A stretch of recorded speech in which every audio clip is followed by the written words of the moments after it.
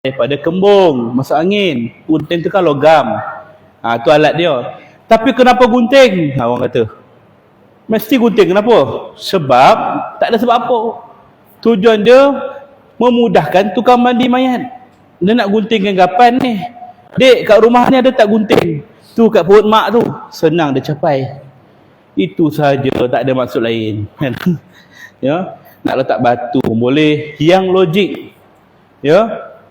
Jangan kita letak pula LCD projector. Tak boleh.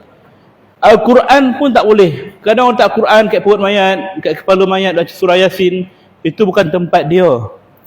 Ya, kita letakkan benda-benda macam tu di tempat dia. Jangan letak atas perut mayat dia. Kalau nampak, alihkan segera.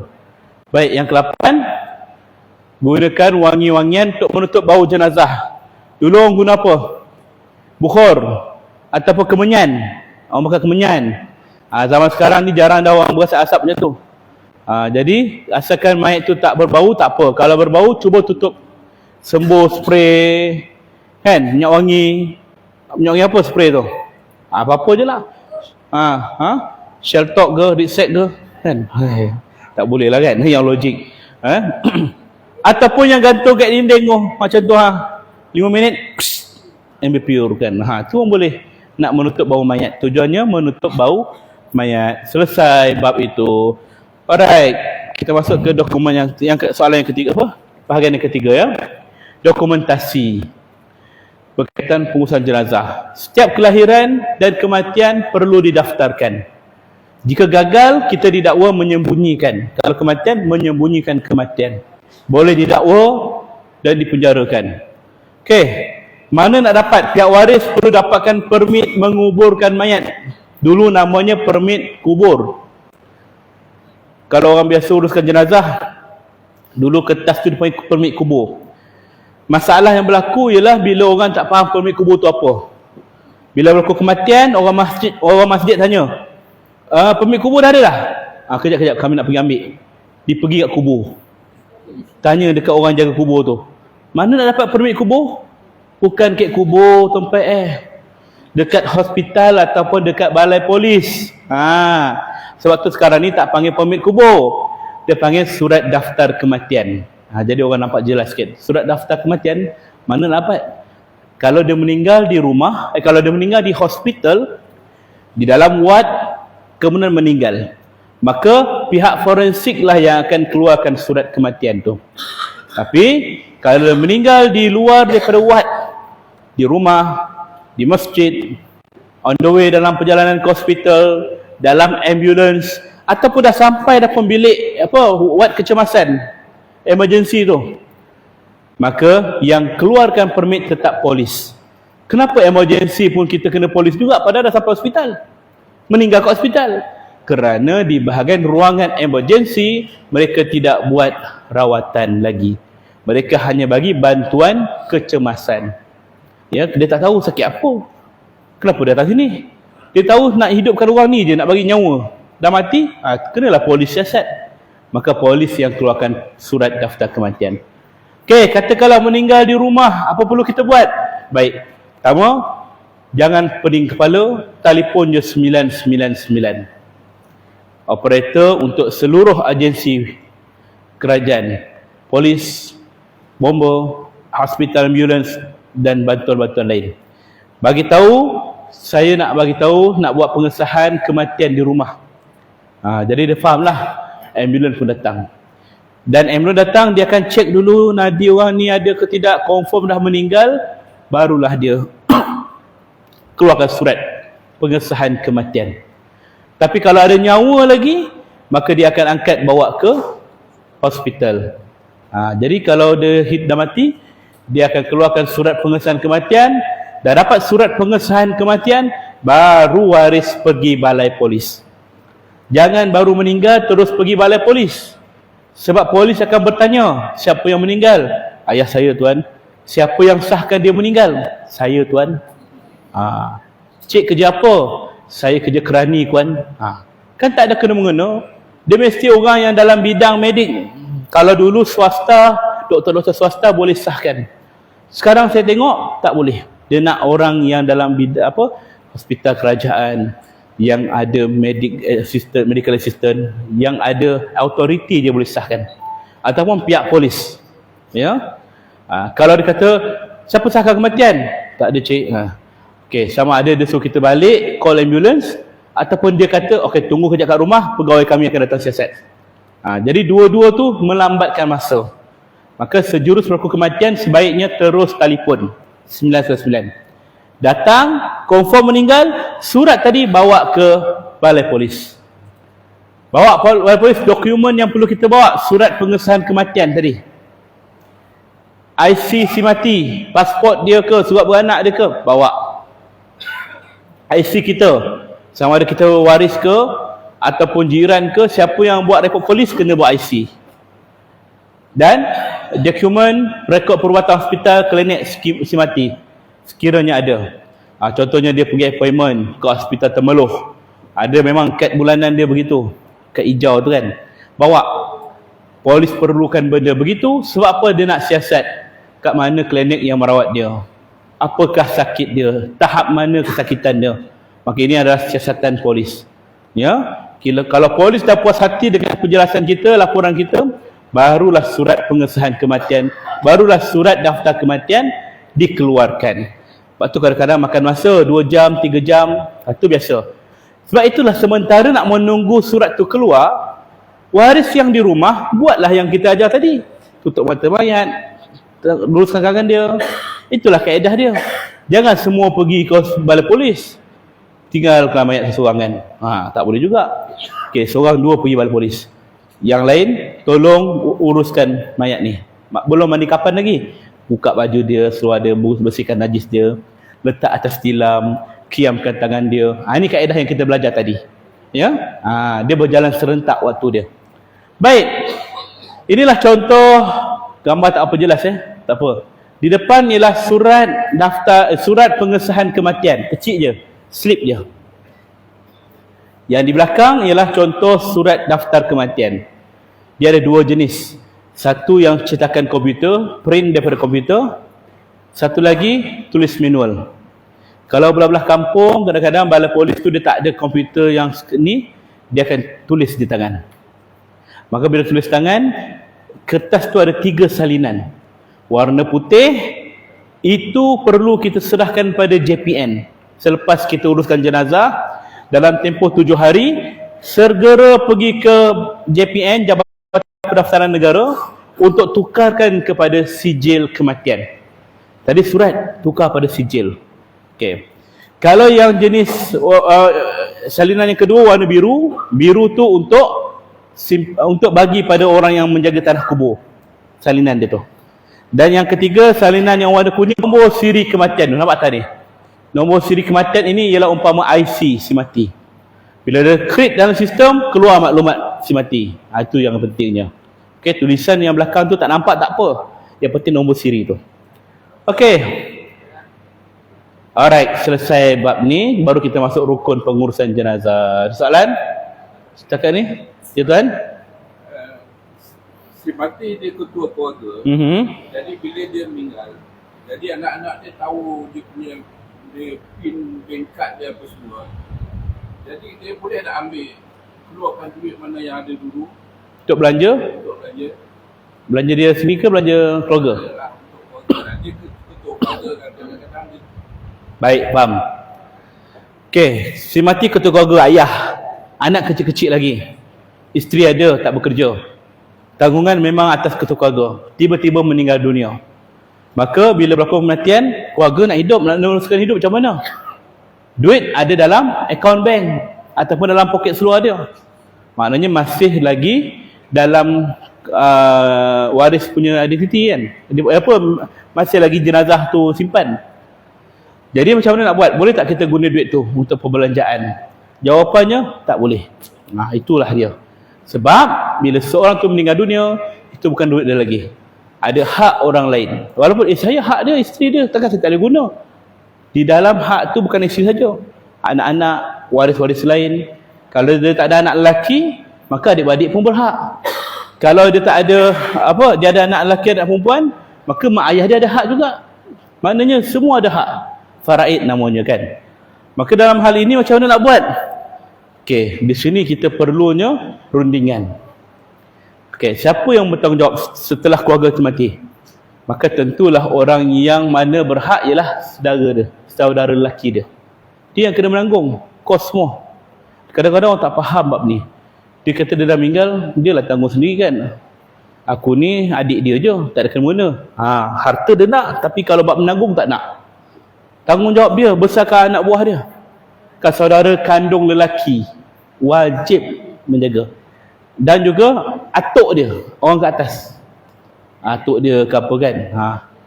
Dan sekiranya mereka ni kata, okey beginilah, kami ni yang layak terima faraid, kami tak nak apa-apa.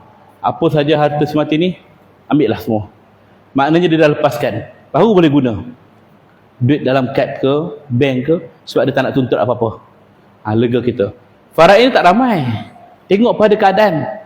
Kalau arwah meninggalkan anak lelaki dan anak perempuan, maka yang berhak untuk terima faraid, anak-anak, isteri, mak ayah. Tu je. Kalau dia tak ada anak lelaki, yang berhak siapa? Anak perempuan, isteri. Dan kalau misalnya kata adik-adik, mak ayah tak ada, adik-adik dapat. Maknanya dia adalah corak dia tu, perjalanan faraid tu kan. Selain daripada tu, saudara sepupu lain tu tak terlibat. Tu belum kira, tu baru satu isteri tu. Kata kalau 4 isteri dia, habis. Time tu lah baru tahu nak guna tangan dia tamprin. Tonton bayangkan. Macam tu lah, jangan sembunyikan apa-apa ya kat bini. Sampai mati dia cari kan. Keluarkan tamprin. Tak tahu lah boleh ke tidak kan, saya tak tahu kan. Tu lah sampai tamprin. Cuma kalau dia buat face print tu, dah macam mana pula nak buka mata dia kan. Lagi naya kan. Ya, jangan buat. Ambil kursi kuning ke apa. Baik tu aja. Jadi harta tu memang tak boleh guna, melainkan ada orang yang faraid tu benarkan. Ya Tuan Haji? Ustaz, bagaimana kalau si mati itu sebelum dia meninggal, dia memang telah beri sejumlah wak kepada waris dia. Katalah dia serah pada isteri dia, dia kata kalau saya mati nanti, gunalah duit ini untuk urusan jenazah saya. Jadi adakah masih nanti pakai pasal faraid ataupun sudah boleh guna wang tu sebab dia kata saya serah sekarang pada awak, kalau saya mati guna perbelanjaan dia. Baik, kalau dia dah sudah, maksudnya wasiat. Bila wasiat ada saksi cukup. Makna orang yang menerima tu memang dia serahkan pada saya untuk perbelanjaan, maka tak ada masalah. Memang hak dia dah wasiatkan. Okey, ni yang dia tak tinggalkan wasiat. Sebab tu dalam Islam, bila kamu berbaring di katil kamu, tempat tidur kamu lebih daripada 3 hari berturut-turut, maka tulislah wasiat. Nabi pesan ya. Ibnu Umar, anak kepada Saidina Umar, Abdullah bin Umar, setiap kali dia sakit, dia akan tulis wasiat, dia akan letak bawah bantal. Jadi wasiat ini termasuk dalam harta ke apa ke. Kalau abang meninggal sementara nak tunggu pecahan faraid ke apa ke, gunalah RM1,000 yang simpan kat dalam ni untuk perbelanjaan. Begitu. Betul lah, dalam Islam ni ada hibah. Hibah ni tak perlu tunggu. Kita dalam Islam ni kita kena merancang juga ekonomi kita, bukan sahaja waktu hidup, setelah kita meninggal, terutama ketua keluarga. Kesian pada anak-anak isteri, sebab ramai orang tak faham hukum. Bila berlaku kematian, keluarga lepas tangan, saudara mara lepas tangan, adik-beradik lepas tangan. Biarkan isteri dengan anak ni terkontang-ganting. Nak usik harta sikit tak boleh. Kita sama kan, kita dah 11.30. Itu kursi merah. Saya nak buka ni. Kita mula kepada praktikal, nanti kita akan sambung ya. Tak apa, kalau tuan-tuan dan puan-puan ada persoalan yang mungkin saya tak sempat nak kupas, tuan-tuan follow saja Facebook, Instagram, TikTok. Saya yakin cik-cik ni banyak TikTok dah ni kan. Follow Ustaz Undertaker. Komen lah kat situ ya, type lah Facebook Ustaz Undertaker ya. Adalah ramai orang tanya soalan, saya jawab itu insya-Allah. Baik, sekarang kita nak buat praktikal sebab kita nak kerja masa kan, tak dapat nak pergi kenduri ya tak. Kita dah ada kit ini. Satu kit ini lengkap dengan kain kapan, ada kain tuala, kain batik, ada 3 kapas. 1, 2, 3. Okey. Ada kain kapan, ni belum potong ni. Dalam set ni 13 meter. Ambil tak lah. 13 meter ya. Okey. Kemudian Dan kita ada kapal barus, sebut cenana, celak, air mawar, minyak atar, glove, face mask, gunting, apron, semua dalam ni, lengkap. Okey. Dan ada kain tuala, kain batik. Satu set lengkap. Saya galakkan tuan-tuan dan puan-puan, kalau boleh beli set macam ni. Tak kena sini dengan saya. Di mana-mana tempat yang jual, beli. Beli satu, simpan ke rumah standby. Kalau ada kematian, kita boleh terus guna. Kalau tak guna pun, jiran meninggal, hadiah kat jiran. Kalau tak meninggal juga jiran, simpan. Kalau boleh letak kat tempat yang kita biasa tengok. Atas kotak TV tu, letak. Sambil-sambil tengok TV layan Netflix ke apa ke, beringat sikit. Jangan tengok bukan-bukan. Tu kegapan tu kan. Ya. Baik. Saya akan tunjuk contoh dulu. Saya kata saya akan potong 10 meter kain dia. Ni 13 meter Setiap jenazah dewasa, kita akan sediakan kain kapan sehelai 2.5 meter. Tak payah ukur-ukur dah. Dulu kita ukur mayat kan, kepala sampai kaki, lepas tu lebihkan sehasta ni. Ataupun kita buat bulatan kan. Kenapa? Nak dapatkan ukuran yang lebih untuk bunjut kepala dan bunjut kaki. Setiap jenazah dewasa, kalau kanak-kanak tu kita ukur lah, dewasa ni 2.5 meter cukup. Sebab dia ada lebih atas dan bawah. Kenapa kena lebih atas dan bawah? Senang nak ikat. Gula-gula hack pun ada atas dan bawah kan. Jadi kita buat kekapan jangan berkira. Okey. Macam mana ni? Tengkut pula dah. Okey. Kemudian dah dapat ukuran ni. Selai kain ni kita nak buat tali. Ambil kat tepi dia yang panjang. Sekejap kain. Yang panjang ni kita ambil sebelah dia 2 jari je. 2 jari. Lebih kurang lebar tu. 2 jari untuk buat tali. Okey. Tarik. Tarik. Tarik tanpa rasa bersalah. Okey, baik. Dah dapat sehelai kain, sehelai tali. Siapa nak try? Niat try. Ukur 2.5 meter. Nak potong kain ni. Boleh tolong potong? Sini. Kita nak buat 3 helai kain. Kain yang kedua saya nak minta Ajin yang potongkan. Okey, ukur dulu. Ukur dulu nak tengok 2.5 meter saiz berapa. Buat satu depa. Lebih kurang saya je kot. Satu depa. Okey, yang tu lepaskan. Ini lepaskan. Okey, yang ni pegang sana. Tangan sini. Nak ukur. Nampak? Haji ni punya ketinggian sebab dia rendah sikit daripada saya. Ni. Saya setengah. Tapi Haji ni pasal dia rendah sikit daripada saya, dia jadi satu depa sampai bahu. Jadi dia kena potong kain satu depa sampai bahu. Baru dapat ukuran 2.5 meter. Okey? Okey, ambil ni. Kalau saiz Haji ni rendah sikit, satu depa lebih sikit. Dia punya style. Okey. Sama juga. Kita bagi contoh.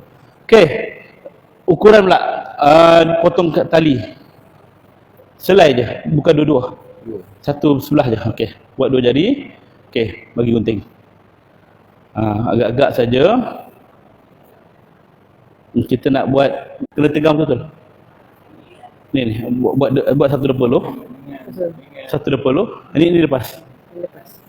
Buat satu depa dulu. Ukur. Okey, satu depa, satu. Okey, sampai tegang betul tangan. Lurus betul tangan. Okey, satu. Okey. Yang ni lepaskan. Tu buat sekali lagi. Luruskan. Lurus. Ni. Selagi ada ujung ni luruskan. Tengok maknanya 2 lurus tak? Tak lurus. Okey, ni luruskan tangan. Lurus. Okey, sampai ke siku. Potong kain satu depa sampai ke siku yang kedua tu. Okey, baru dapat ukuran 2.5 meter. Okey. Bagi. Dia mula-mula memang nampak macam blur-blur sikit dan terus. Sana. Tangan sana. Takut keliru nanti. Okey. Satu depa. Okey, satu depa. Okey, luruskan betul. Tangan dah lurus dah. Okey. Yang tu lepaskan. Pas kat sana. Luruskan tangan sana. Okey, tadi sampai mana? Sampai siku kan? Sampai siku. Macam tu. Alright, lipat. Okey, dah lipat. Itu dah 2.5 meter dia. Okey, nanti kita tengok sama tak dengan tiga-tiga ni. Alright, nak tentukan sama ke tidak, dia tak adalah tepat-tepat plus minus lah. Kan? Jadi ukuran dia tu sedap-sedap untuk ikat mayat. Okey. Dah dapat dah ikatan yang ketiga, kemudian kita buat tali. Mana tadi? Ni Di sana tu. Tali, ambil yang belah panjang, okey sebelah dia saja. Okey, memanjang. Ini. 2 jari bertuang. Sini. Ya betul. Boleh saja. Okey, saya buat sikit. Okey. Alright, tarik. Ogoh. Tarik lagi. Okey, cantik dah. Terima kasih. So kita ada 3 kain ni, 3 Ni, 1, 2, 3 dan 3 tali. Jadi seperti apa? Dia ada 3 type kain. 1 kain kapan. 3 helai. 3 helai kain kapan ni setiap satu 2.5 meter. Kali 3 berapa? 7.5 meter. Okey, kain yang kedua pula, jenis yang kedua pula kita buat kain kemban. Okey, baki kain yang ada ni kita buat kain kemban. Kain kemban ni hanya perlukan 1.5 meter saja untuk tutup badan mayat ketika lepas mandi sebelum nak kapankan mayat. Ini penting juga untuk mengelakkan aurat dia terbuka. So saya punya anggaran saiz untuk gunting ialah 1 depa. Ni 1 depa saya lebih kurang 1.5 meter. Baik, dah putus. Kepala tu keluar. Ambil. Okey, pegang jap. 1.5 meter bersama dengan 1.5 meter 1 depa saya. Okey, gunting. Alright. Kita tengok sama tak? Pegang jap. Saya tinggi 1.78. Okey, ni tali ni 1.5 meter. Nampak? Dia ada lebih sikit kan?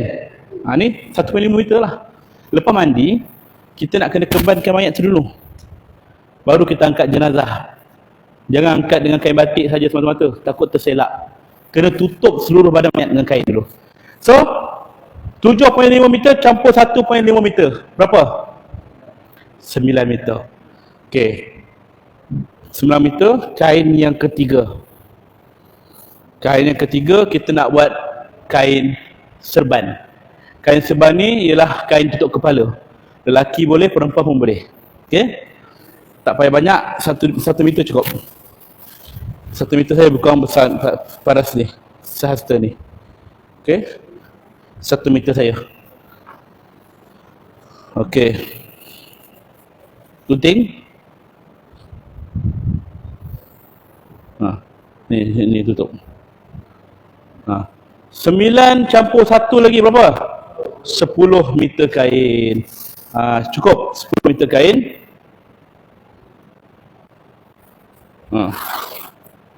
Okey, ini 1 meter kain untuk kita buat serban.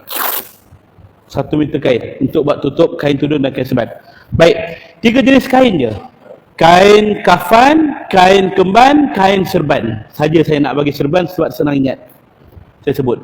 Kain kafan, kain kemban, kain serban. Kain kafan berapa helai? 3 helai. Setiap helai itu berapa meter? 2.5 meter. Kali 3, 7.5 meter. Okey, yang kedua, kain kemban berapa meter? 1.5 meter sehelai saja. 7.5 campur 1.5, 9. Dan kain ketiga, kain serban. Berapa meter? 1 meter. Total semua 10 meter. Okey, cukup. Mana kain lebih? Okey, kain lebih ni kita nak buat apa? Kita boleh buat tutup mayat, angkat mayat ke, dan kita boleh buat sikit untuk bahagian gosok badan mayat, buat kain perca. Kain perca nak gosok badan mayat. Okey, gunting sikit. Gunting sikit dah. Tarik. Macam ni cukup. Okey, lepas tu kita gunting sikit lagi. Buat kain perca.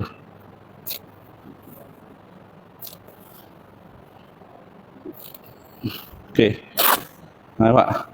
Kita nak buat kain perca, nak gosok-gosok mayat. Okey, senang. Ini tak kisahlah berapa ukuran pun. Tapi dalam banyak-banyak ni, kita ambil selai, simpan. Lebih kurang besar ni. Untuk tutup muka mayat waktu kafan nanti. Okey, selai ni saya simpan, letak dalam poket dulu. Okey, siap. Itu saja. Saya ulang balik. Berapa utas tali? Sebelum kita mula, berapa tu tali? Angkat tali. 3 kita ada 3, tali ada 3 kan? Tapi untuk kain kapal berapa tali? 5. Okey. Tali ni panjang. So kita ambil 2 daripada 3 tali ni, 2 utas tali ni, ukur sehasta untuk potong lagi. Pendek. Tali yang pendek ni untuk apa? Ujung kepala dan kaki. Dia tak perlu panjang. Alright? Okey, sekarang ni saya bentar. Kita buat kat tengah-tengah ni Siapa tak nampak nanti boleh jengket sikit lah. Okey, saya perlukan 2 orang bantu saya. 2 orang. Bantu saya je dulu. Seorang lagi. Okey, bang.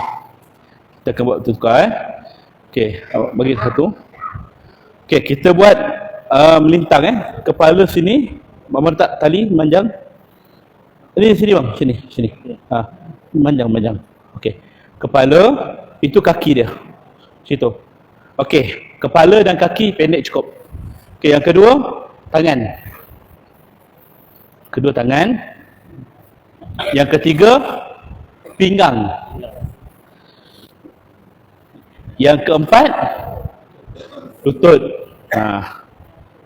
Okey. Dan yang kelima, tali ujung kaki. So 5.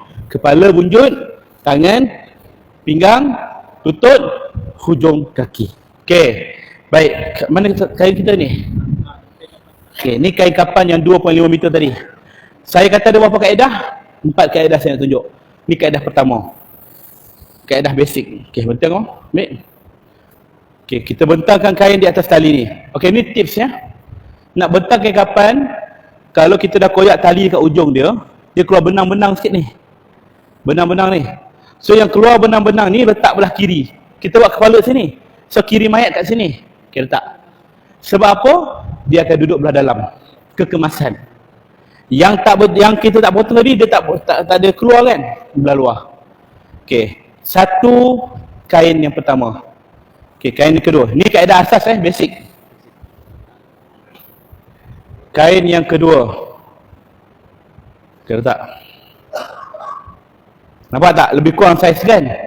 3 orang yang potong berlainan tapi ikut cara saya dapat saiz seakan-akan 2.5 meter. Okey, kain yang ketiga. Okey. Nampak? Terus. Lebih kurang lah. Kurang sikit kan? Baik.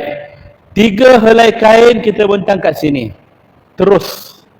Jadi lepas mandi jenazah, terus balut dengan kain kemban, letak atas ni, terus tutup dengan kain. Kiri kanan, ikat.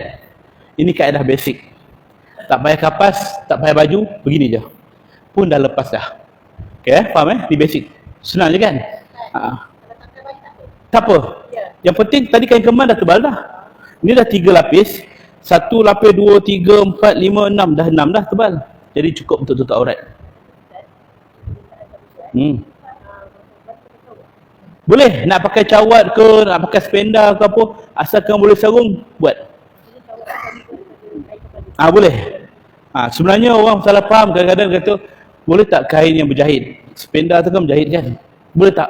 Boleh. Tapi payahlah kita nak pakai kan? Boleh tak? Pakai pampers boleh.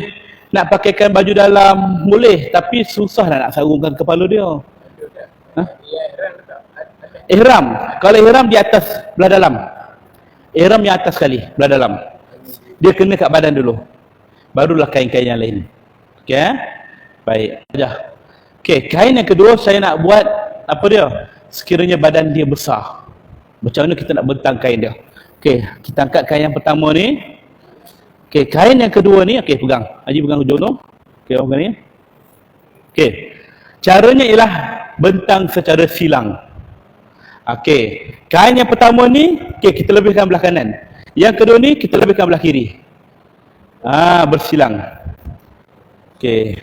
Okey, lebih kurang. Yang ketiga ni kita letak di tengah-tengah dia.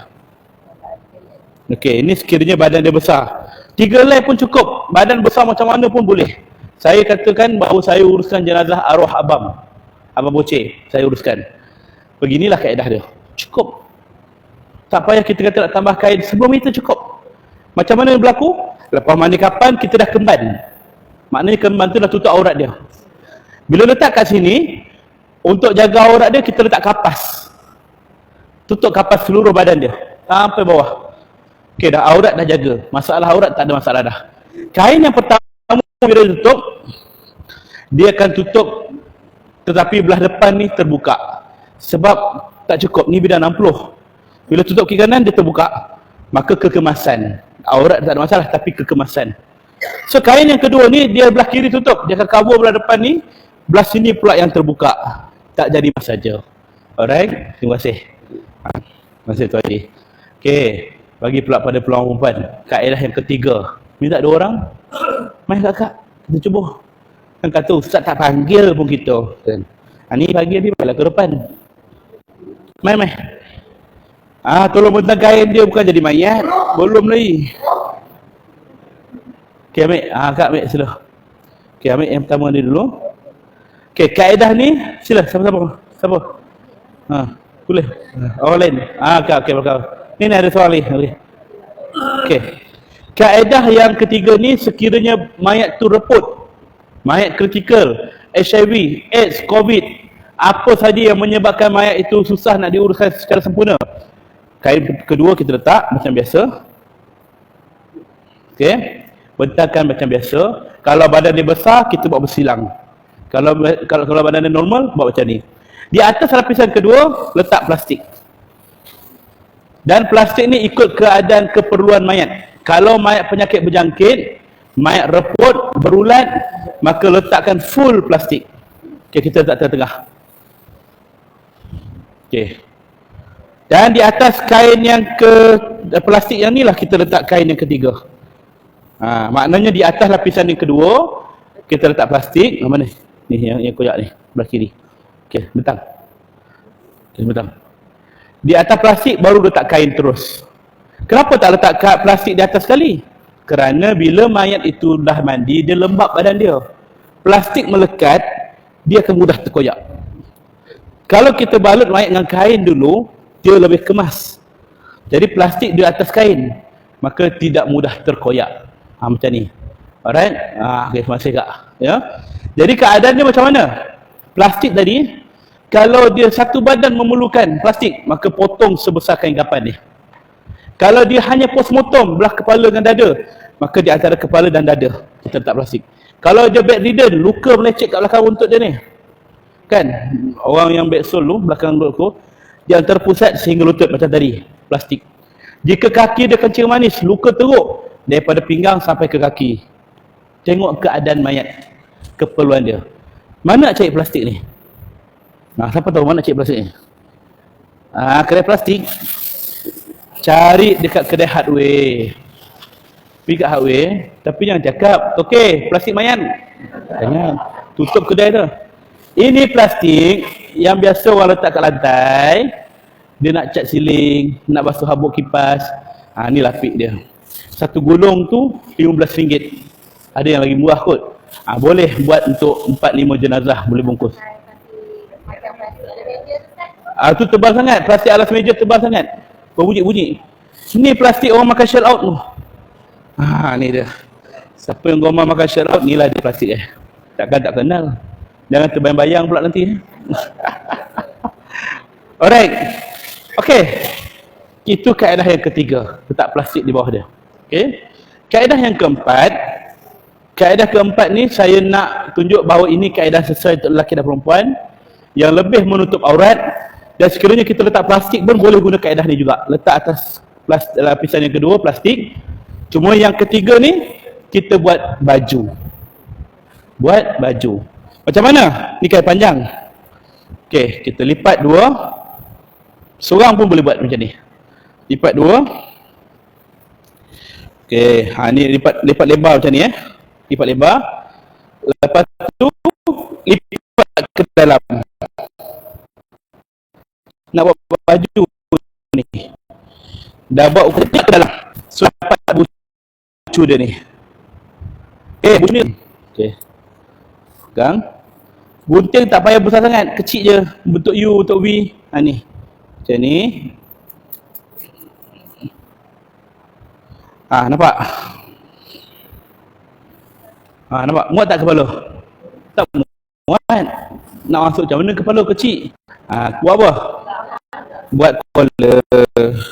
Ni je sikit. Tak payah buat sangat. Sikit je. Okey, nah. Sih. So, koyakkan. Tak muat. Tak muat lagi? Koyak. Jadi baju Melayu Johor. Kan. Letak butang sikit. Tak payah lengan, tak payah apa. Macam ni je. Simple. Tak payah lengan, tak payah tali, tak payah apa. Macam ni je siap. Ibu-ibu nak buat baju kelawar macam ni je dah siap. Tapi jangan guna kain putih lah. Belilah kain batik ke apa cantik sikit. Sekarang lelaki tak jadi tidur kat rumah. Okey. Sekarang kita nak bentang kain. Okey, saya akan bentang kapas dulu. Nak letak kapas boleh, tak letak pun tak apa. Nak bagi kekemasan, letak kapas. Okey. Kapas dibentang dalam bentuk T.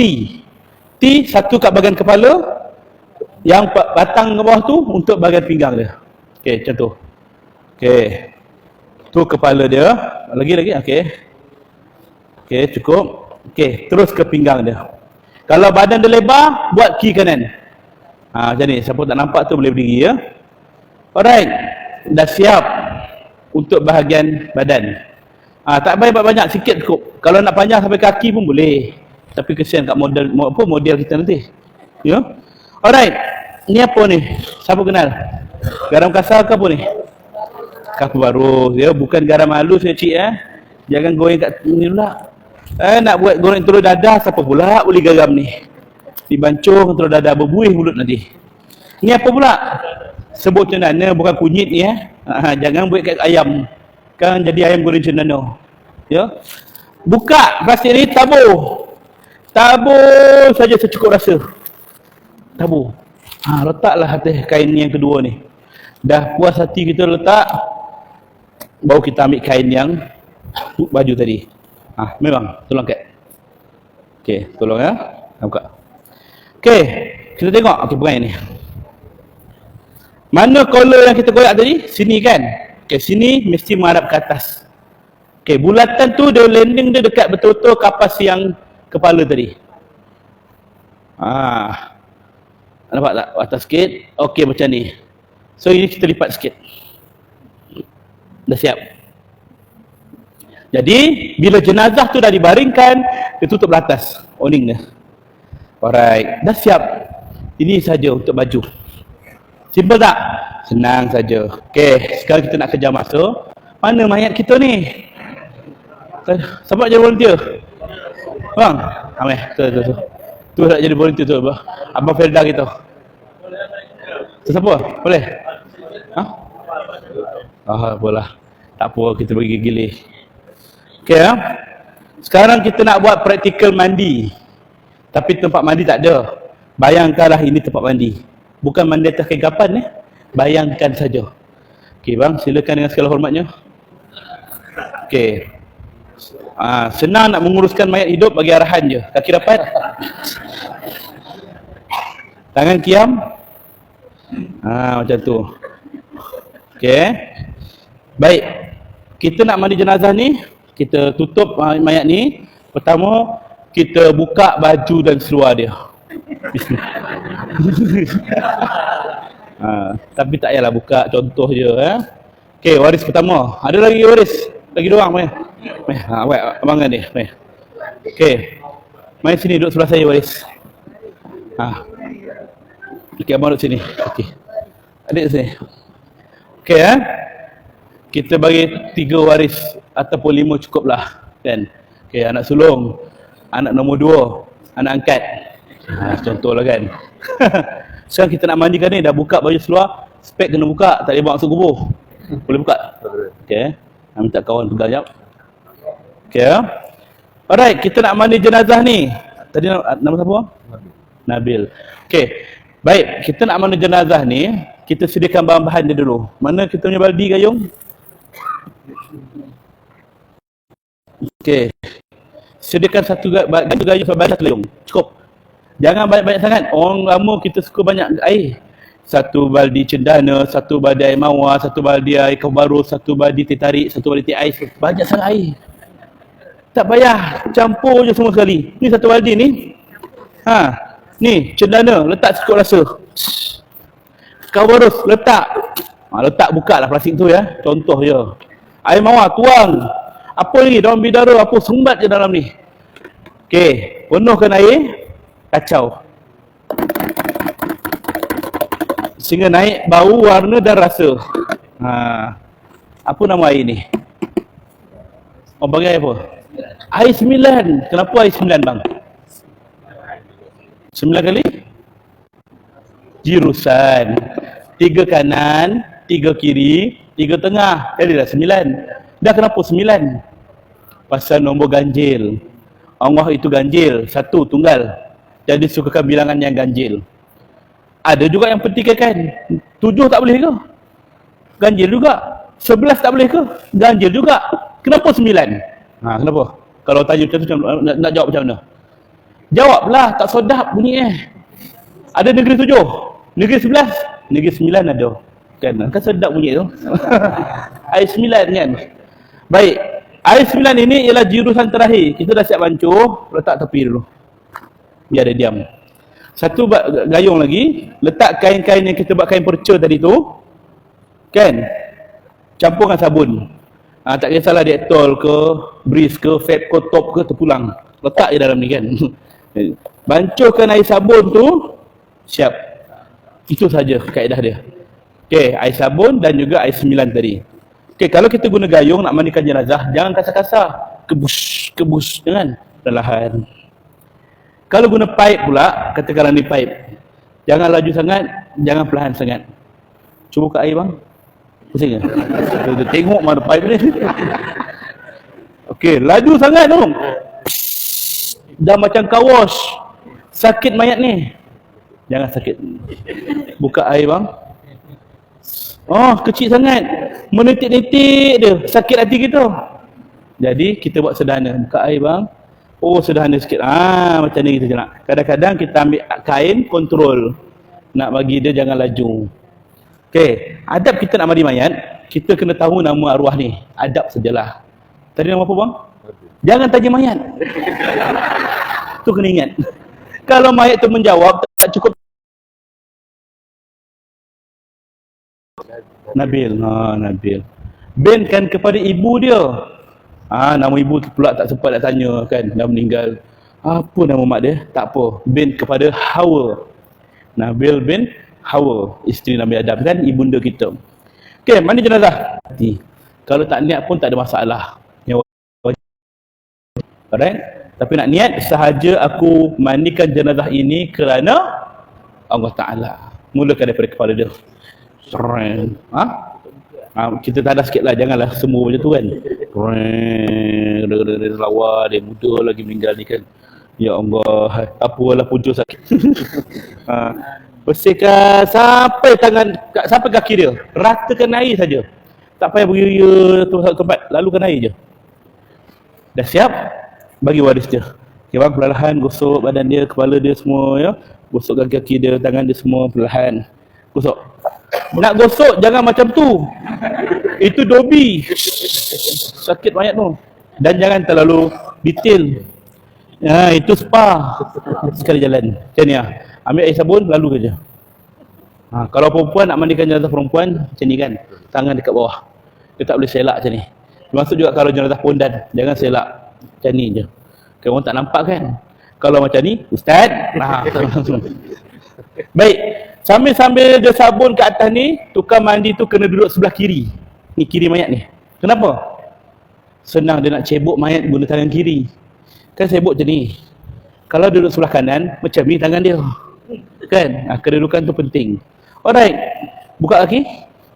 Buka kaki dia. Hehehe. Jangan risau abang tak buat betul-betul. Okey, pakai glove, pakai kain putih ni. Okey, sambil-sambil dia sabun tu, najis dah buang dah. Tapi kita nak pastikan ada lagi ke tidak. So, ambil sabun tadi, kita pun bersihkan. Lalukan air. Urut belah kiri. Urut belah kiri ni lah ruang najis kita. Urut perlahan-lahan. Nak bagi badan dia tegak sikit, boleh. Supaya bagi tekanan, sikit je, tegak. Tegak sikit je ada kan. Macam tu, dah. Supaya, jangan kata keluar betul lah. Sikit je, jangan dudukkan mayat.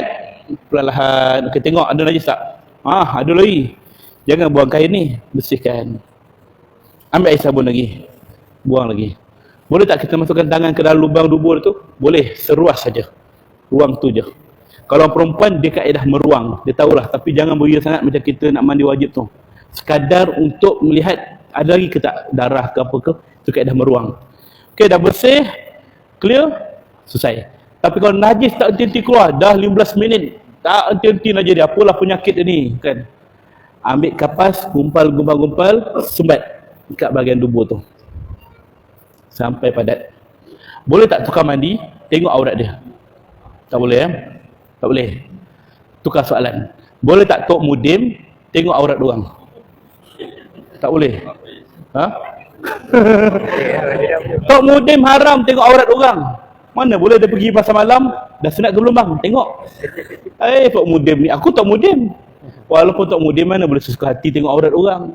Tapi time dia nak sunatkan orang, kenalah tengok. Tak tengok berangkat ke hospital jengka. Kan? Jadi, ada keadaan yang diharuskan, ada keadaan yang tidak dibenarkan. Ya. Jadi, tukar mandi mayat boleh tengok sekiranya perlu.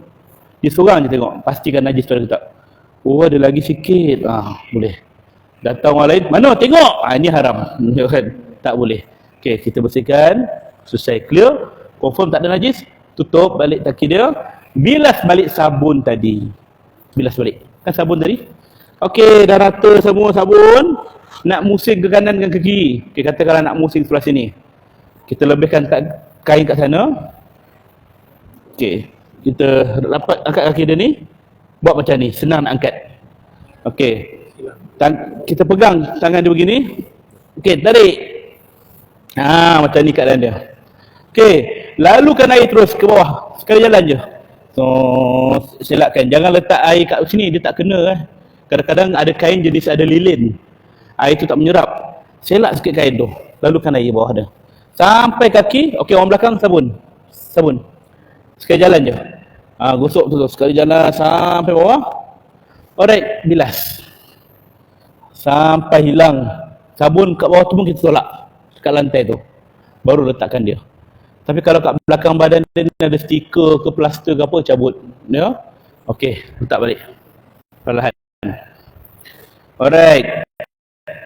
Kemudian sebelah sana pula, kaedah yang sama, kita lalukan air, kaki ni kita silang sana pula. Pusing. Tengok, senang je. Kan. Kalau mayat betul, kita kena buat betul-betul. Okey. Kaedah yang sama, kan. Lalukan air semua sampai bawah, sabun. Sampai bawah, bilas. Selesai. Lantai ni pun kita tolak air ni. Dan biasanya bila kita pusing ke kanan dan ke kiri, air akan hidung ikut mulut. Air akan keluar ikut hidung dan mulut. Jadi kita lalukan air kat tepi dia ni.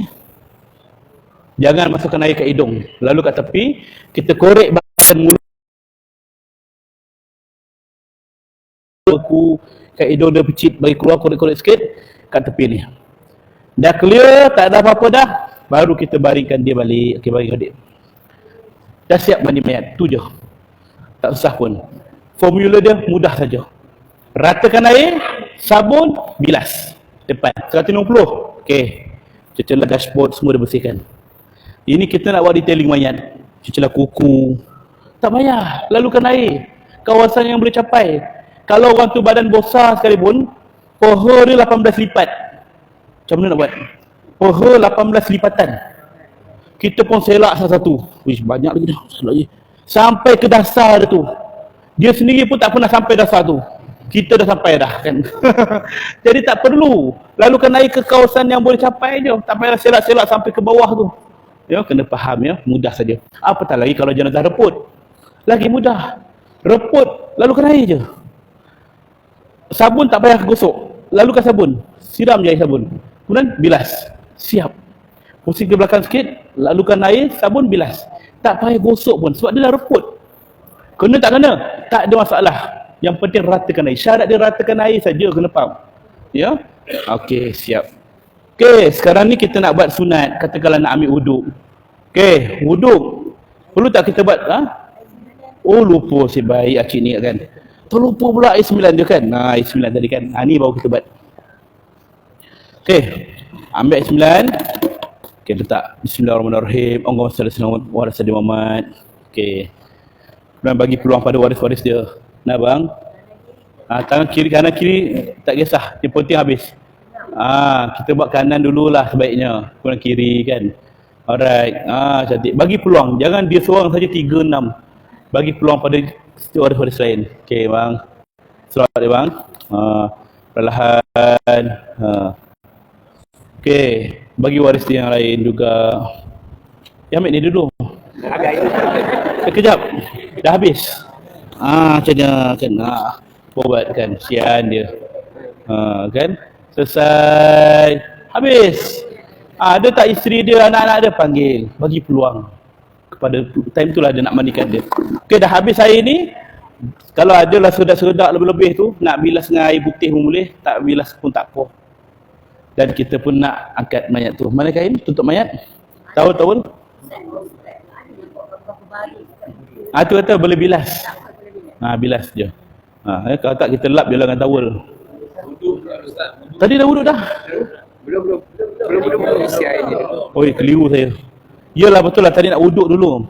Dia wuduk dulu, baru kita bilas air 9. Wuduk dulu. Wuduk tadi, dia kat muka, terus. Jangan kita kumur-kumurkan dia dulu. Sunat mengambil wuduk, kumurkan mayat. Macam mana nak kumur dia? Koncang mayat bang.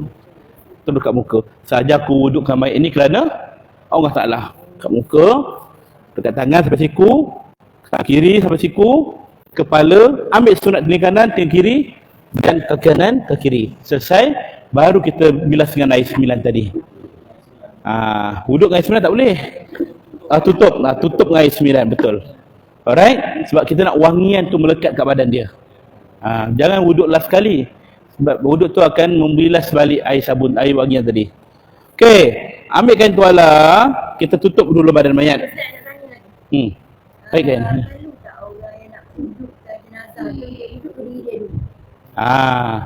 Kadang-kadang orang kata macam mana kalau orang tu tak ada wuduk mayat tu satu.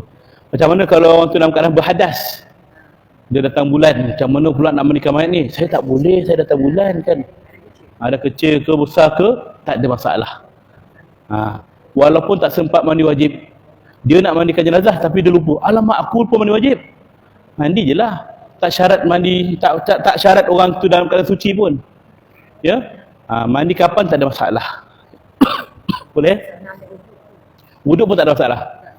Kita tak dalam keadaan kita tak suci pun kita boleh wudukkan orang. Dah sebab kita sentuh kan. Okey.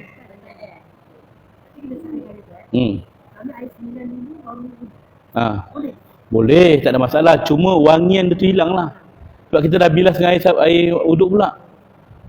Biarlah wangian tu akhir. Jadi melekat lagi bau tu. Ya. Last kali lah sebaiknya. Okey, kita tutup badan mayat ni, tarik keluar kain ni. Tutup aurat dia dulu. Kalau perempuan tutup panjang lah. Tadi kan, tutup dada dia. Okey, tarik keluar. Jaga aurat dia. Tarik perlahan, terus keluar. Alright. Ini tanpa ada apa-apa kain ni. Kita lap dia dulu. Lap bahagian atas ni dulu, baru kita letak kain selai. Cari selai kain lagi. Tadi kain lebih kan. Guna kain batik boleh, kain putih tak kisah. Yang penting aurat tutup. Jaga. Okay, tarik kain tu. Tarik kain bawah tu. Towel tu. Ni kita nak lap bahagian bawah dulu, baru kita letak kain kering. Tutup kain kering. Lap kepala dia tertacap perlahan. Janggut-janggut semua. Tuan Okey, pusingkan ke kanan, ke kiri, kita pusing. Pusing kaki dia. Silang kaki dia. Okey, jaga aurat dia. Okey. Lap bahagian belakang dia. Lap. Lap sampai bawah, tu lantai dia tu ada air, lap juga. Guna kain yang sama pun tak apa. Sebab dia dah bersih. Kelap lantai. Kering-keringkan supaya dia baring tak melekat balik air tadi. Okey, dah siap. Baring balik. Okey, ngiring pula sebelah sana. Menyesal aku jadi mayat. Kan. Kita lap kering-kering semua sampai bawah, lap lantai semua. Okey, sebelum kita baringkan dia, ambil kain kemban tadi. Ke mana kain kemban? Okey, kain kemban tadi 1.5 meter. Kita gulung separuh macam ni. Separuh. Okey. Gulung separuh supaya apa? Senang kita nak sumbat dekat belakang badan mayat tu tadi. Okey, gulung separuh. letak kat belakang dia. Okey. Baik, baringkan mayat tu. Baring. Ambil kain yang bawah tu. Jadi dia dah ada di atas kain. Alright. Okey, saya perlukan bantuan 2-3 orang. 4 orang lah untuk angkat jenazah ni. Badan besar ni. Tak terdaya saya ni. Okey. Okey, tutup aurat dia. Orang perempuan nak angkat jenazah, dia tak mampu, dia panggil orang lelaki. Jadi orang lelaki tu pula sebaiknya waris dah. Kalau waris tak cukup, terpaksa panggil imam, orang masjid dan semua. Jadi jangan bagi dia sentuh. Kain macam ni je. Letak bawah mayat, biar dia angkat kain ni. Mai, tak tolong ramai sikit angkat mayat ni. Kepala dia sambut. Sambut tangan. Tujuan dia untuk mengangkat dan menutup badan mayat. Okey, tolong. Ni ada tengah lagi ni, minta. Abang sambut kepala dia. Jangan. Okey, angkat, undur ke belakang kejap. Okey, 1, 2, up. Okey, undur kejap sikit je. Alright. Daripada tempat mandi, bawa ke tempat kafan. Kira tak? Perlahan. Sini. Landing kat bahagian bulatan kapas tadi. Okey. Ni kopiah boleh simpan ke? Kena pakai seri. Jangan. Okey. Alright. Dia dah letak betul-betul landing dekat bahagian bulatan tadi. Jadi kita kembankan dia dulu. Nah, tutup. Belah kiri dulu. Belah kanan. Belah kiri, belah kanan. Kain yang menutup badan mayat tadi, kain batik ke apa ke, kita bawa keluar. Bawa keluar kain tadi. Tarik ke bawah, tarik ke bawah. Tarik daripada bawah. Jangan bagi orang nampak aurat dia. Tutup. Ya. Okey, straight. Kembar dia. Okey, kain alas tu, ni lah kain alas tadi kita buat kemban. Okey, tutup macam ni. Alright. Biasanya orang akan letak kapas ke atas badan mayat. Orang akan selak sikit, letak kapas ke atas badan. Tak perlu letak atas badan. Risikonya ialah kita takut orang nampak aurat dia.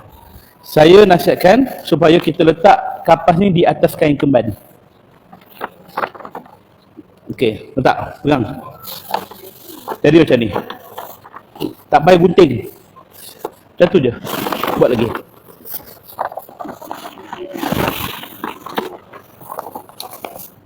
Sampai bawah. Saya tak buat penuh lah, kesian dia nanti. Okey. Okey. Siap. Okey, dah siap dah. Dah kapas. Atas kapas ni nak tabur cendana, kapur baru, terpulang. Letaklah apa pun. Bagi wangi-wangian. Okey. Kemudian kita ambil baju ni tadi. Laluan kepala dia. Nampak? Samakan atas dengan bawah. Atas dengan bawah samakan. Ni. Samakan atas dengan bawah, abang tarik tegang tu. Okey. Okey. Lipat belah kiri dulu. Dan lipat belah kanan. Okey, dah siap. Saya duduk belah kepala pula. Okey. Dah siap dah ni. Macam ni kan? Alright. Sekarang ni kita nampak macam sengit sikit mayat ni kan? Tak apa, kita buat saja. Okey, kita buat. Okey, kepala dia ni macam ni. Ambil kapas lagi. Tak payah banyak-banyak, sikit aja nak tutup kepala dia. Tutup kepala dia. Okey, kita lipat sikit. Tutup macam ni. Angkat kepala sikit. Letak bawah. Kalau rambut dia panjang sekalipun, boleh buka. Rambut panjang sekalipun, kita tutup. Letak je. Jangan ikat rambut dia. Ya, rambut panjang macam mana pun selak saja, letak bawah. Okey.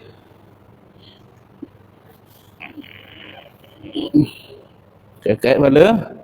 Selit. Alright. Dah ada rupa macam ni. Tak apa, biar dulu macam tu. Ambil kain serban tadi. 1 meter tadi. 1 meter ni, kita ambil tengah dia, kita potong. Mana tengah dia? Okey, tengah dia sini. Okey, ambil orang potong. Okey, potong tengah dia. Sikit je. Okey. Okey, ambil yang ni, kita gulung dia. Okey, abang lipat macam saya lipat. Lipat macam ni. Sikit-sikit. Okey, saya tunjuk contoh ya. Ni. Lipat macam ni. Yang tu lipat penuh sampai habis. Lipat macam ni ya. Okey, lelaki perempuan sama je. Kita nak tutup kepala dia. Okey, dah dapat macam ni. Tutup sini ke bahu dia. Balancekan dia. Nampak? Sini ke bahu. Kan? Tangan kita ni daripada kepala dia ni angkat, lalu bawah telinga dia selitkan ni, angkat kepala dia, sumbat. Letak. Kan comel tu. Kalau perempuan pun dah tutup dah aurat dia. Boleh nak pakai telekong dalam dia tadi.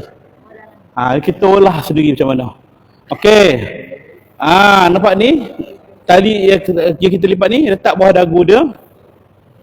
Tak payah ikat. Selit macam ni, masuk bawah kepala dia. Macam ni. Nampak? Dah cantik dah. Tak payah pakai telekong pun tak apa. Kalau nak pakai, tak terpulang lah. Alright. Ni, jangan lupa tadi yang saya kata simpan tadi. Sekeping tu kan. Okey, letak kat sini. Baru kita letak kapas. Biasanya orang letak kapas terus. Bila letak kapas terus, kapas ni melekat kat muka mayat. Macam ni kita letak. Kemudian nak letak makeup ke, nak celak ke apa, letak celak, makeup, minyak wangi. Ambil kapas sikit sembah kat hidung. Dah siap, baru kita panggil waris-waris dia. Jangan sedih bang ya. Jangan sedih. Jangan sedih. Sabar. Mari sini. Oh ni dapat, ni waris Feldan generasi berapa ni?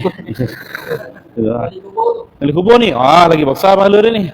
Okey, anak angkat kena cium betul. Sayang betul. Okey sayang, sabar, jaga. Bab ni kadang-kadang orang muncul. Air mata. Jangan kena air mata. Kenapa? Air mata tu menyeksa mayat ke? Banyak orang salah faham. Cuba kita ambil air mata, tadah dalam satu gayung. Okey, berapa orang adik-adik? 10 orang. Nangis tadah air mata dalam gayung tu. Dah penuh air gayung, mata air mata tu curah kat muka mayat. Pun tak menyakiti mata mayat. Tak menyakiti mayat. Ya? Tidak jadi masalah air mata jatuh mayat. Ketika Rasulullah wafat, Abu Bakar cium Rasulullah dalam keadaan menangis. Kalau salah tu Abu Bakar tak buat. Yang salah ialah meratap. Meratap macam mana? Dia tak sentuh mayat. Dia pergi kat luar masjid, meraung-raung, mengata-kata, kenapa abang meninggal bang? Dia tumbuk dinding masjid, bang. Pam. Datang imam, sabar, kak, sabar. Tumbuk imam pula, pam. Dia tak reda. Ini yang menyeksa mayat. Tapi kalau kita menangis, air mata kena mayat, tak menyakiti mayat. Tetapi dari segi adab kita kena jaga. Orang belakang nak cium juga. Dibiarkan air mata bertakung. Kalau ada kena mayat, cepat-cepat lap. Jangan dibiarkan. Dia memang tak menyakiti mayat, tapi menyakiti orang belakang. Tak apalah imam, saya reda, tutuplah. Kan? Itu. Jadi sebaiknya kalau nak cium air mata, kalau menyakiti mayat, kita hormat juga. Ya? Okey, baru tutup mayat. Okey, hidup lagi tak tutup muka mayat.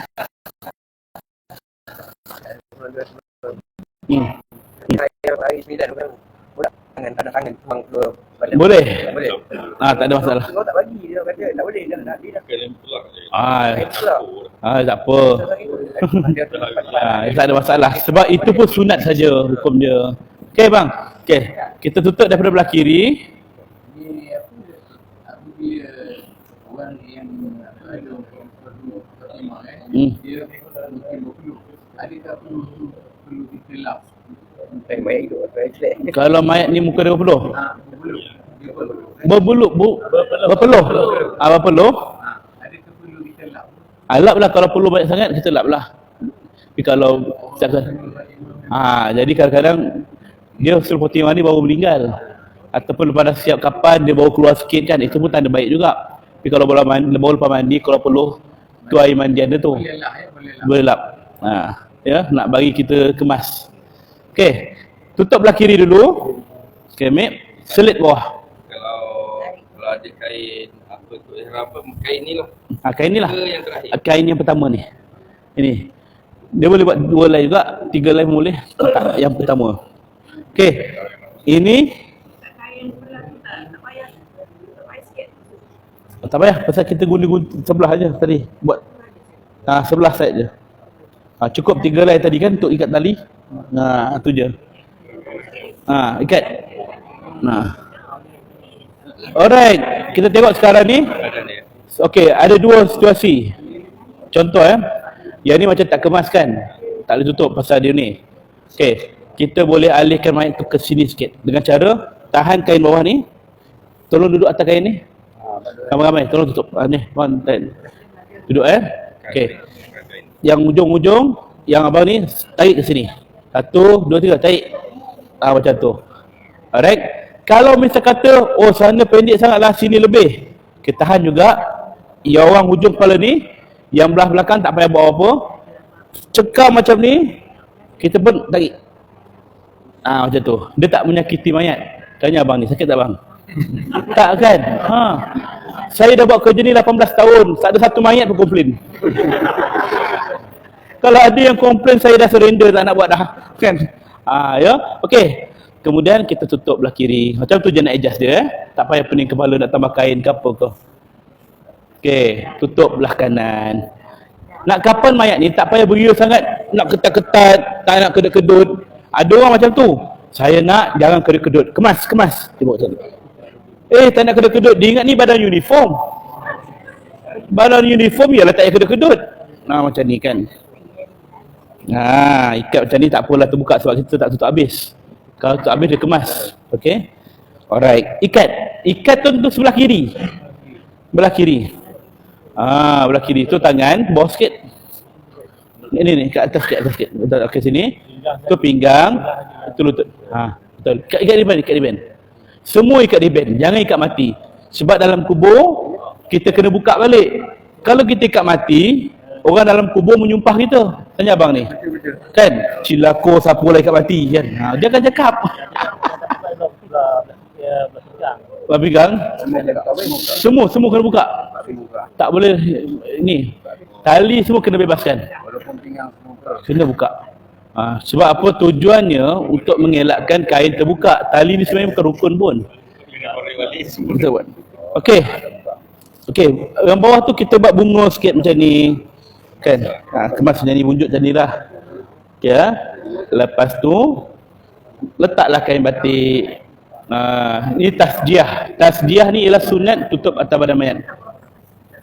Selit. Dah siap. Simple saja.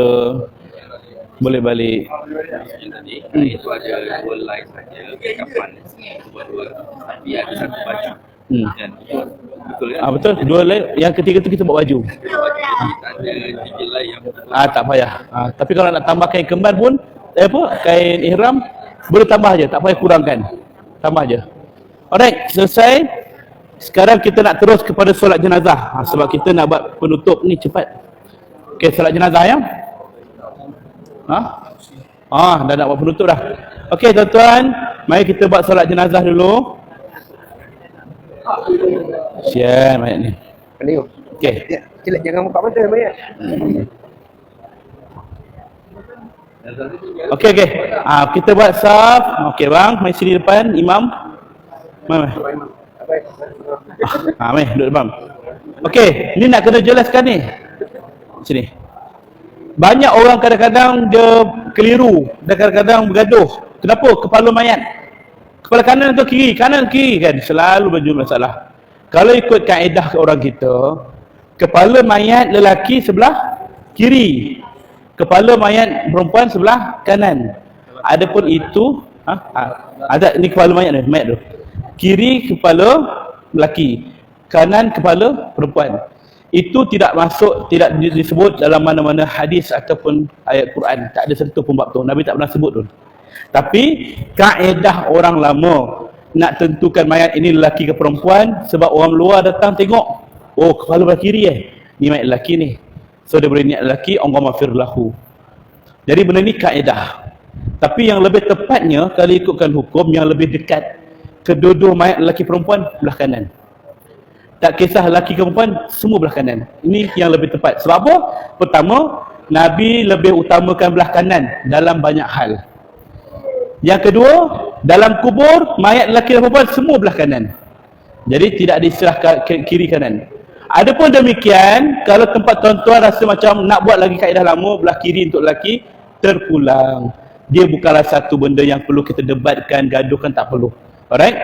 Cuma yang Nabi sebut dalam hadis ialah kedudukan imam. Itu jelas dalam hadis. Ketika Rasulullah solat jenazah lelaki, Nabi berdiri setentang dengan kepala. Ketika Nabi solatkan jenazah perempuan, Nabi berdiri setentang pinggang. Itu yang disebut dalam hadis, kedudukan imam. Kepala mayat tidak disebut. Okey, kena jelas ya. Okey, kita solat jenazah, tak tahu niat panjang-panjang, niat pendek je. Sahaja aku solat jenazah ini kerana Allah Ta'ala. Simple. Tak payah mention lelaki ke perempuan ke. Tak payah kata 4 fardu kifayah, 4 takbir.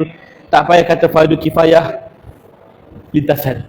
Sahaja aku solat jenazah ini kerana Allah Ta'ala. Namun jika kita boleh hafal yang panjang, usolli ala hadza maiti arba'a takbiratul fatiha kifayah makmuman lillahi ta'ala, lagi baguslah. Tapi kalau kita nak buat sahaja aku solat jenazah ini kerana Allah Ta'ala pun boleh. Okey, imam pun takbir yang pertama. Imam angkat takbir pertama, Allahu Akbar. Takbir pertama kita terus baca surah Al-Fatihah. Mana? Terus baca surah Al-Fatihah. Okey, semua dah tahu surah Fatihah sampai habis. Imam takbir kedua, Allahu Akbar. Ini kat kepala tadi. Takbir kedua apa dia? Selawat.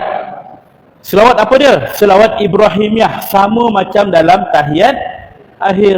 Allahumma shalli ala Muhammad wa ala ali Muhammad kama shallaita ala Ibrahim sampai fil alamin na innaka Hamidum Majid. Macam tahiyat akhir. Namanya selawat Ibrahimiyah. Takbir yang ketiga imam, Allahu Akbar. Okey, makmum Allahu Akbar. Kita baca doa atas mayat.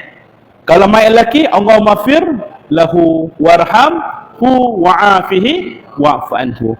Kalau jenazah ini perempuan, Allahumma fir laha warhamha wa'afiha wa'fu anha. Kalau jenazah ni ramai, Allahumma ighfir lahum warhamhum wa'afihim wa'fu anhum. Kalau jenazah pondan, Allahumma ighfir lahuhum. Jangan jamak semua sekali. Tetap Allahumma ighfir lahu, jangan buat Allahumma ighfir lahahaha tu, jangan ya. Hu juga ya. Dia doa panjang lagi tapi itu yang ringkas. Okay, imam takbir yang keempat, Allahu Akbar. Okay, salam boleh, kalau nak baca doa pun boleh. Di tempat kita biasanya imam akan baca doa. Doanya macam mana? Allahumma la tahrimna ajrahu wa la taftinna ba'dahu wa'fir lana wa lahu. Kalau perempuan kalau ramai hum. Tapi kalau kita tak ingat, time solat tu tiba-tiba terlupa, Allahumma la haula wa la, lain, try lagi, Allahumma lakasumtu, lagi jauh.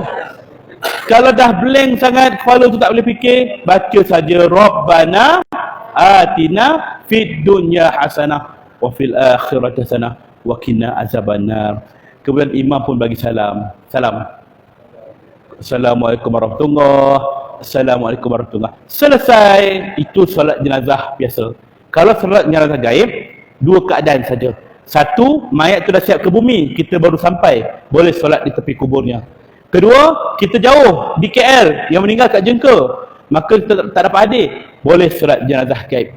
Dengan syarat, solat jenazah gaib ni bermula dari tempoh lepas dia dikafankan. Tak boleh melangkaui rukun. Bila nak mandi jenazah ni? Besok. Okey, kami kat KL lepas isyak nak solat jenazah dulu ya? Tak boleh. Dia mesti besok juga baru start solat jenazah gaib. Sebab apa? Mesti mandi dulu, kafan dulu. Okey. Yang kedua, tempoh dia bila? Daripada lepas kafan sehingga sebulan dari tempoh pengebumian dia. Segenap sebulan. Ini hadis Nabi ketika Rasulullah balik ke masjidnya, Nabi perasan mana tukang sapu masjid aku yang perempuan tu. Sahabat kata, ya Rasulullah, dia dah wafat. Nabi kata, mana kuburnya? Ada. Dah berapa lama dia meninggal? Genap sebulan hari ni. Maka Nabi diri di tepi kuburnya, Nabi solat jenazah di tepi kuburnya. Maka ulama ambil pendapat sebulan dia. Masuk bulan yang kedua, tak boleh solat jenazah gaib dah. Doa je boleh. Okey? Macam mana solat jenazah gaib? Niat, sahaja aku solat, sebut nama dia siapa. 4 takbir kepada Allah Ta'ala. Menghadap kiblat, jalan. Simple saja. Alright? Dah siap? terus ke bumi. Okey, bab ke bumi pula. Okey, ke bumi. Okey, 3 orang. Okey, abang duduk. Siap. Duduk sebelah sini. 3 orang. Okey, adik kat ujung. Abang, okey. Duduk. Ke bumi. Okey, duduk melutut. Okey, tepikan kain batik tu dulu. Okey, tengok dalam gambar. Kedudukan mayat mesti kedudukan 3 orang dalam kubur mesti menghadap kiblat sebab dia nak menyambut mayat. Okey. Tangan kanan bawah, tangan kiri atas. Kita lepas, okey, kita dukung dia dulu. Dah dukung, terus kita mengiringkan dia macam dalam gambar ni. Nampak? Tangan kanan bawah, kiri atas, kita ambil peluk mayat, terus masuk mengiring. Mengiring sana, mengiring sana. Ni, mengiring sana. Boleh bang Kita tahan kepala jap. Begini, wajib menghadap kiblat. Okey, buka tali tu. Time ni lah kita kata jangan ikat. Tadi buka. Bukanya tu. Jangan ikat mati. Ikat riben, ikat hidup macam ni kan. Tak payah kita tarik keluar tali. Biar saja dalam kubur. Okey, orang atas tolong kepala tanah, bagi ke orang bawah supaya dia boleh sendal. Okey, dah confirm mayat tidak akan terbaring, baru kita 3 orang ni angkat naik ke atas. Okey, baringkan dia dulu, sian dia. Okey, kemudian bila kita turunkan papan lahat, sini papan lahat tengah ke tepi?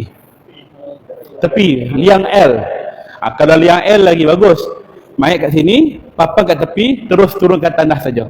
Kalau lahat tengah atau keranda, tanah yang pertama jatuh tu jangan bagi bunyi.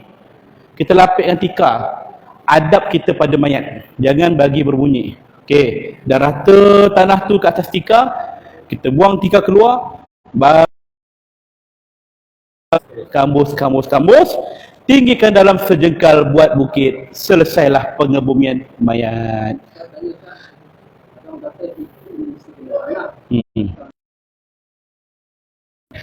Hukum membuka muka mayat tidak wajib, tidak sunat.